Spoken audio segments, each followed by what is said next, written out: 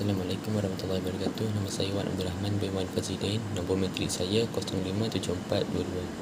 Sekarang kita terus kepada question 1A, iaitu list an approach of accessing unit of data in memory and explain it using your own words. Yang pertama, sequential access method, iaitu memori disusun menjadi unit rekod. Setiap rekod dikaitkan dengan alamat. Kaedah akses berurutan mesti dibuat mengikut urutan linear. Mekanisme baca bersama digunakan, dan untuk akses kami melintasi semua lokasi bermula dari lokasi semasa ke lokasi yang diinginkan, melewati dan menolak semua catatan perantaraan sehingga rekod sasaran tidak dijumpai. Peta magnetik adalah contoh di mana kaedah akses berurutan digunakan. Dalam struktur data sederhana yang ditautkan adalah contoh akses berurutan.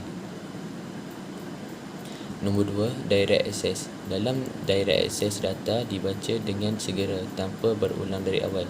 Dengan direct access, akses langsung melibatkan mekanisme baca bersama dan alamat unik diberikan kepada setiap data atau rekod. Akses dibuat dengan menggunakan alamat ini dan data atau rekod diakses dengan segera tanpa mencari blok memori lengkap secara berurutan.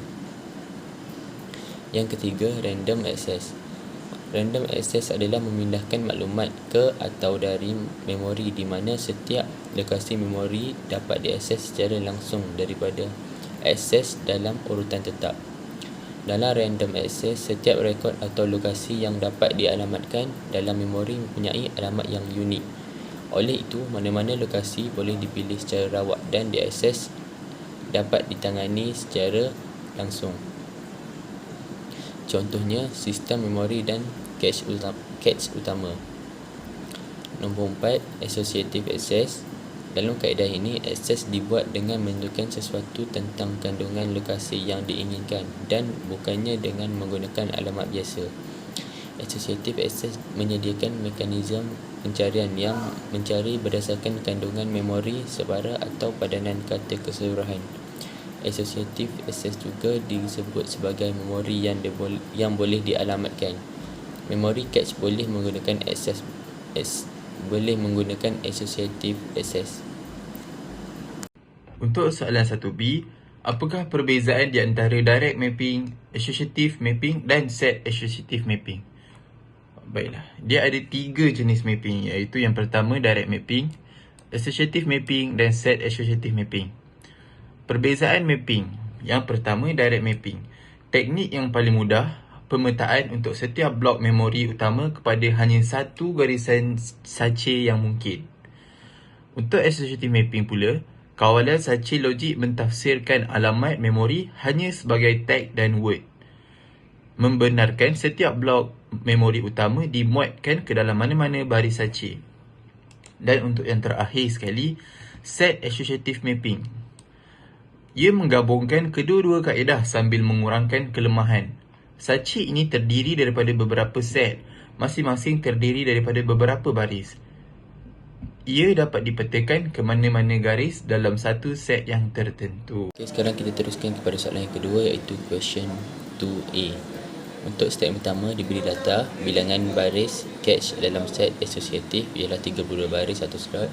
Saiz memori utama ialah 4K blok dan saiz perkataan adalah 128 patah perkataan. Cari bilangan bit yang diperlukan untuk medan set. Diberi bilangan baris atau slot cache adalah 32 dibahagikan kepada 4 set baris. Bahagikan 32 dengan 4 yang menghasilkan 8 baris. Oleh kerana cache dibahagikan kepada 4 set dari 8 baris, setiap satu ia memerlukan 4 bit untuk bidang set yang menunjukkan pemetaan bersekutu, set 4 arah. Oleh itu, bilangan bit yang diperlukan untuk medan tag adalah 4 bit. Step yang kedua, bilangan bit yang diperlukan untuk medan tag ialah saiz memori utama adalah 4K. Itu adalah lokasi memori. Jumlah bit yang diperlukan untuk mengenal pasti 4096. Lokasi memori adalah 2 kuasa 12. Oleh itu, 12 bit terdiri untuk medan set dan medan tag. Jadi ini merupakan formula pengiraan. Oleh itu, bilangan bit yang diperlukan untuk medan tag adalah 8 bit. Step yang ketiga, bilangan bit yang diperlukan untuk medan word setiap blok mengandungi 128 patah perkataan. Untuk mengenal pasti 128 patah perkataan, bilangan bit yang diperlukan adalah 7, kerana 2 dikuasakan dengan 7 bersamaan dengan 128. Oleh itu, bilangan bit yang diperlukan untuk medan word adalah 7 bit. Step yang keempat, kita buat jadual dan kita akan susun setiap bit mengikut kolom yang telah ditetapkan, iaitu tag field bersamaan dengan 8 bit, set field bersamaan dengan 4 bit, word field bersamaan dengan 7 bit. Assalamualaikum warahmatullahi wabarakatuh. Nama saya Muhammad Izzat Akmal bin Musri. Hari ini saya nak terangkan soalan 2B. So, kita rujuk pada soalan dia dulu. A set associate catch has a block size of 4 16-bit words and a set size of 2. The catch can accommodate a total of 4,069 words. 96 words. The main memory size that is catchable is 64K.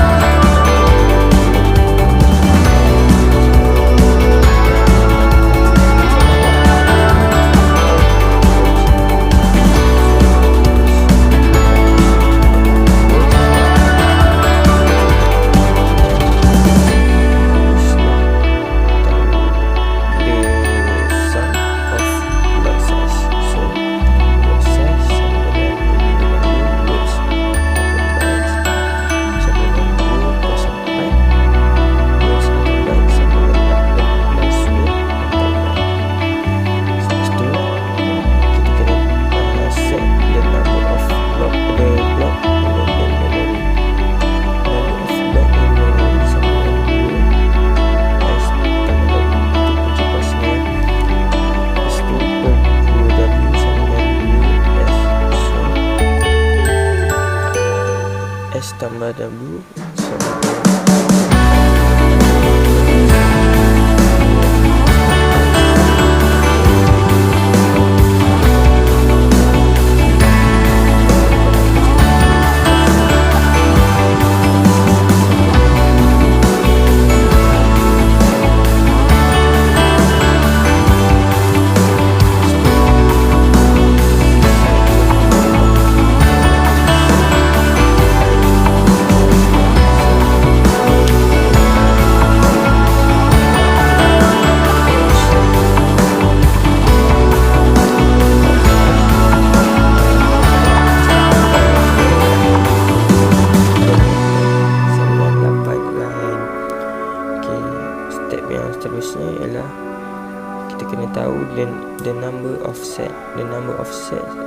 dia punya formula is V sama dengan 2 kuasa D sama dengan line per set size. So 8 per 2 sama dengan 4 set. Okay, step seterusnya ialah kena tahu the number of line in catch. The number of line in catch sama formula dia ialah M sama dengan KV sama dengan K darab 2 kuasa D. So K dia 8 darab 4 sama dengan 32. Okay, step seterusnya ialah kita kena set dia punya size of catch. So formula dia K darab 2 punya kuasa D tambah W word ataupun byte 8 darab 2 punca kuasa 8 sebab apa? Sebab 4 tambah 4 sama dengan 8. So sama dengan 8 darab 256 sama dengan 2048 words ataupun byte. Yang terakhir ialah kita kena cari dia punya size of tag. So nak cari size of tag dia ialah kurungan S tolak D bits sama dengan 4 tolak 2 bits. Jawapan terakhir dia ialah 2 bit. Okay, itu saja cara untuk mengira. Okay, terima kasih.